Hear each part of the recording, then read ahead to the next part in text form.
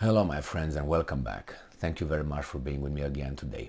Maybe you remember a while ago, about, I don't know, a year ago or so, I think it was the president of China, Xi Jinping, or Wang Yi, the foreign minister, who stated that the relationship between China and Russia is more than an alliance. Now that would get us to the level of a brotherhood, I would guess. What's more than an alliance? Friendship, or more than a friendship? I would say they're closer. So that's bad news for the owner of the initial club, which is the United States of America.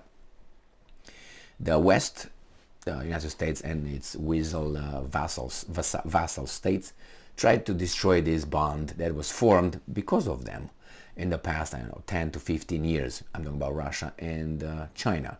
And they tried to destroy it somehow. They couldn't because they're idiots, and idiots because they in their toolbox they have only four tools.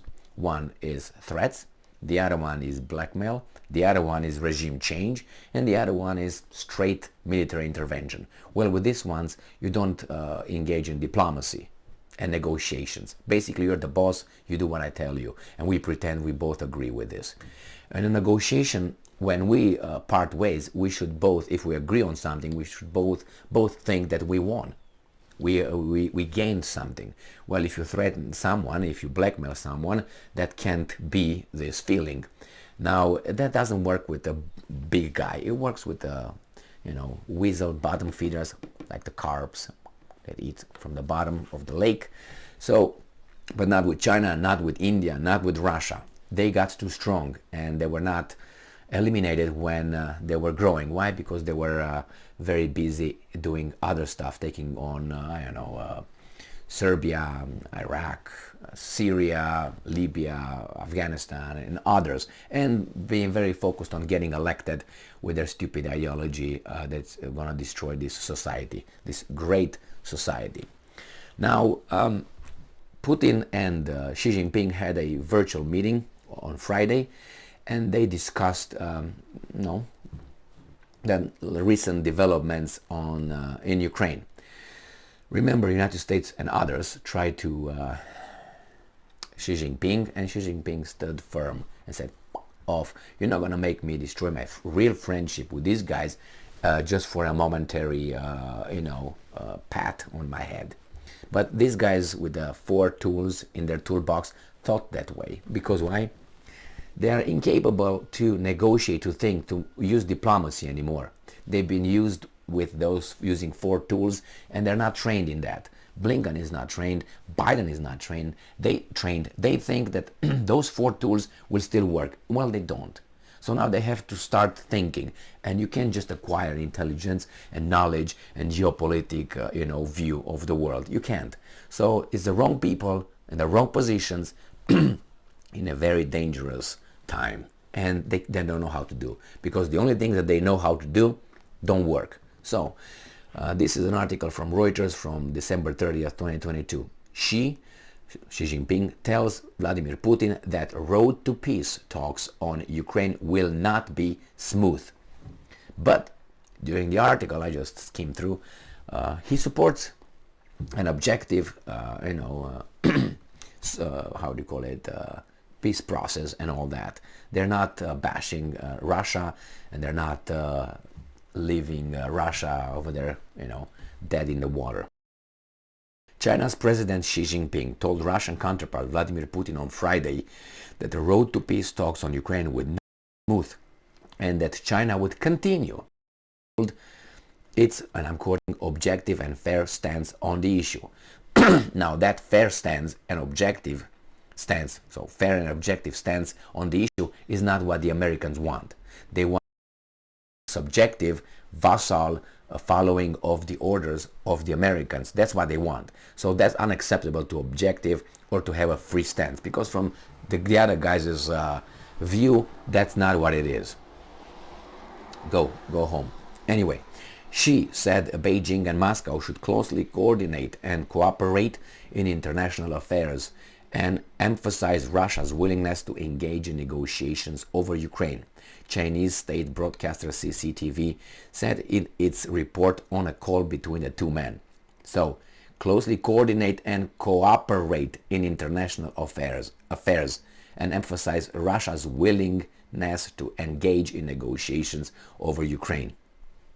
You got that? That's, how do you call it, killing words for the big boss, the United States. And I'm quoting, the Chinese side has noted that the Russian side has said it has never refused to resolve the conflict through diplomatic negotiations and expressed its appreciation for this. And quote, she was quoted as saying in the video call by CCTV. Well, if you bother to make a few clicks, find out how many efforts Russians made prior to December, let's put it 31st of December 2021, and you find out that they tried so many times with the Americans and the Americans ignored them. And the Russians said, okay, let's talk about our security concerns. Let's put them on the paper. We don't have to do this. You got the Belarusian capital, Minsk agreements 1 and 2, not implemented by your weasels. Why is that? Let's talk. And the Americans were like, don't talk to you. You're just a bottom feeder. I'm the boss. We're not going to talk as equal. Are you crazy? Well, they're challenged. That's why China is waiting and supporting Russia. Wants to see what's going on. If Russia does not collapse, China will go all the way with Russia, which it is. It is, but it's still using objectivity and fairness and all this bullshit that the Americans say, what? No. That's not what we want to hear from you. Xi and Putin have in recent years been drawn closer by a shared distrust of the United States. For bad reasons? Look what happened to Russia right now, not being involved in an active war or anything with the United States. Look what happened to it. With Ukraine, look, do you want to be in the same position? Russia is able to avoid all those sanctions and all this because it's strong and smart. But imagine another country, let's say Romania. And Romania decides not to follow the script. These guys are going to destroy Romania economically and whatever in 2 weeks. 2 weeks.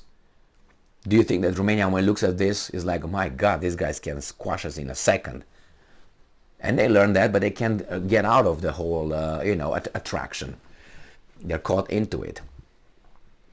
So, anyway, drawn by the distrust of the United States and its allies. The allies are just hyenas, coyotes, jackals, bottom feeders. None of the other ones, Great Britain, France, Germany, Australia, Canada, and other, they are zero. They have no power. No power versus United States of America. Let's say give United States of America 10, the rest you give them 1. Militarily, economically, influence on this planet. They have more influence because they're part of the club under the US's shadow. That's what it is. Like that shark who swims in the water and you got a little fish protected by the shark swimming. Shark in the United States. The other ones are just a little fish. And the other predators cannot attack the little fish because it's a big shark. So, yeah. The allies are just, kissing ass. That's what they do. So, but after Russia launched its invasion of Ukraine in February, China has publicly stressed that it is not in any way a part to the conflict. And in September, after the Russian army had faced several setbacks on the battlefield, Putin publicly acknowledged that she had questions and concerns about the war. Yes, that means don't lose, because if you lose, then we have to lose as well. We will not probably. They look for Russia to win. Why? I think because that would embolden them in Taiwan and in general. A second club is forming right now with Russia and China. So if Russia is set as an example, China is going to be next, guaranteed. And we all know that. It's not like, oh my God, Emil, you're a genius. Now, and I'm quoting, the no limits description of the Sino-Russian relationship has fallen out of favor in Beijing. I don't think so. At least publicly, as it seeks to avoid sanctions from the West over aiding Russia's war efforts, just because they're not a feel-good mentality like the United States. Here is not the substance, it's the form. that matters. If you're good and you're suave, they call it, you have charisma. That's all that matters. Have charisma. If you're dumb as a rock, a crook, but you have charisma and you're cool, man, you get voted in the office. And that's what matters. I've been told by some politicians here, okay? That's what matters. You have charisma. Talking about the qualities of a leader, I started enunciating what I thought it was, like intelligence, knowledge, courage, the things that the Western civilization used to have dear to their heart. And that person that I clearly told me like this said, no, what are you talking about, Emil? That's like nonsense. Charisma. And I was like, Jesus Christ, we're on two different mentalities. And indeed, unfortunately, charisma is more important than that. But imagine a person with charisma, that means suave, very articulated, like Obama, right? Gets in position of power. Who is he going to appoint? Because he doesn't know shit. Or he can't know everything. What is he going to do? Put in place, she said, that person that exactly told me that, she said, well, that person is going to pick his or her cabinet or smart people. But I said, okay, but how do you know those are smart? And how do you know when those guys come with a conclusion or a report? How can you figure it out? Because you don't know shit. So that means they are actually leading, not you. Because you don't know anything about anything. Those smart people could immediately say whatever they want and you can't catch them because you don't know anything. So how are you going to be smart? So actually it's not you leading, because everything comes to knowledge and intelligence and courage. But hey, charisma. So the same here. These people, because Xi Jinping did not come and say, we love Russia, because they didn't say that, or we hate Russia, that's what they want. They want feelings. Oh my God, they fell out. They don't like Russia anymore. Well, they don't have to do that. Their culture is not fake, or that fake as is right here. Yes, good, I support that. That's how it is. Very fake, unfortunately. Facts have repeatedly proven that containment and suppression are unpopular and sanctions and interference are doomed to failure, Xi Jinping told Putin. Does it sound like a fallout? So again, I'm quoting, facts have repeatedly proven that containment and suppression are unpopular and sanctions are interference are doomed to failure. What does that mean? Clearly, what these guys are doing is wrong and they're not going to succeed. You're going to succeed because they're going to fail. China, and I'm quoting, China is ready to work with Russia and all progressive forces around the world that oppose hegemonism and power politics and firmly defend the sovereignty, security and development interests of both countries and international justice. So we'll work with Russia and all progressive forces around the world that oppose hegemonism, that's United States hegemonism, not France's, and power politics, again, the four tools, right? And firmly, I'm losing my fucking voice again, and I've been sick for the past, I don't know, sick on and off, like what if I got AIDS or something. Interest of both countries and international justice. International justice. Once you consider yourself above the law, then the justice is out. You can claim it, again, feel good, you can claim that we're just a world order bullshit, but when you act, it shows a different story. And I'm talking about the United States this time, okay? They talk about the sovereignty of countries, and they have right now troops illegally stationed in Syria. Really? Isn't Syria a sovereign country? It is, but hey, we're above the law. Remember 1999 Yugoslavia, Serbia? Was it attacked? Yeah, by whom? By a defensive organization called NATO. Who reacts? My God. Who reacts only if attacked? Was NATO attacked? No. Who gave them the right to attack and bombard illegally Yugoslavia? This power. Thank you very much for being with me again today. Stay strong, stay smart. I made it. Look for the truth and be just. And I'm not going anywhere.